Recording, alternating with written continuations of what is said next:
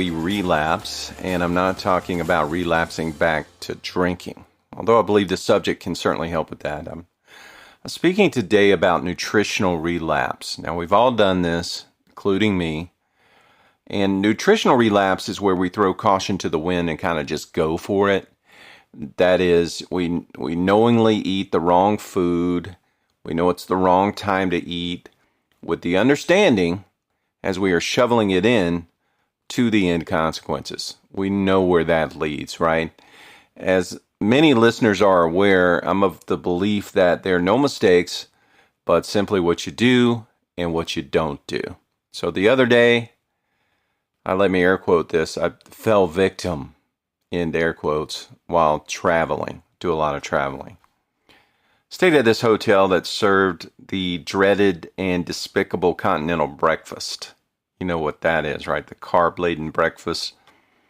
And the reason they're all evil to me, I mean, the lineup is mostly Fruit Loops, some type of cereals, muffins, toast, English muffins, bagels. They throw in maybe a few bananas and apples here, but, a lot of juices, right? Just straight sugar juices like orange juice, spikes your blood sugar.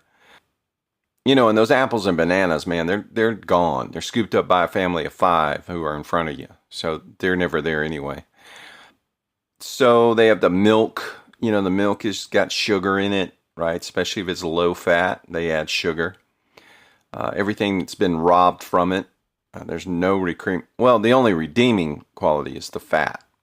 So there is the master of darkness sitting on its burning throne on that continental breakfast, usually. And that's the Belgian waffle machine. Yes, it is very hard for me to flee this evil, and I succumbed to it, the dark side. All the while I was making this thing, I was calculating my choice, right? I reviewed its consequences, which would show up around 11:30 that morning as the carb-induced energy drain it would cause. I melted the butter, heated the sugar-loaded chemically constructed syrup in the microwave, make it real hot, right? The buzzer rang, it was ready. I poured on the concoction of deliciousness, that butter and syrup. I clearly recall as I sat the plate down on the table saying to myself, there's no such thing as a mistake. There's no such thing as a mistake. I was a willing participant in this. It's what you do and what you don't do as I placed that first bite in my mouth. And yes, it was delicious. Now, clearly that was a relapse. Now, the reason for my precious air quotes is that maybe people think they are victims when it comes to relapse of any sort. They live their lives like an injured gazelle or something on the Serengeti, knowing that surely there is a lion seeking whom it may devour, and they are the whom in that sentence, right? They're just waiting.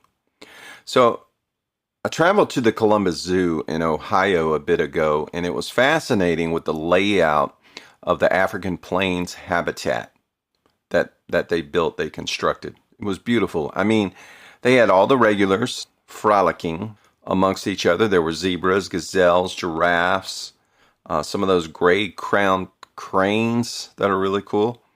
But what was missing is there's no lions. There were no lions at all in the habitat that they built. There was no possibility that any of these animals would become prey. So I guess this is an easy analogy of the lions in our lives that seek to devour our efforts both in substance recovery and nutritional recovery. Instead of a not if, but when attitude, we need to set up a habitat of impossibility. A habitat of impossibility, of relapse surrounding our personal space as much as possible. This includes nutrition and substance, right? Take the lions out of the habitat. Take them out. Most recovery groups tell you to do this, right? I mean, move to a new sandbox, get a new playground, new friends, remove alcohol from the home, don't isolate, etc. But you have the responsibility also nutritionally to protect your habitat as well as to avoid any holes in the fence. Now, I could have never left the hotel room down to the lobby, even to see that crap. right? That I was well aware that it was going to be there. I could have chose that. I could chose maybe not to make a waffle, but I chose to make the waffle. Then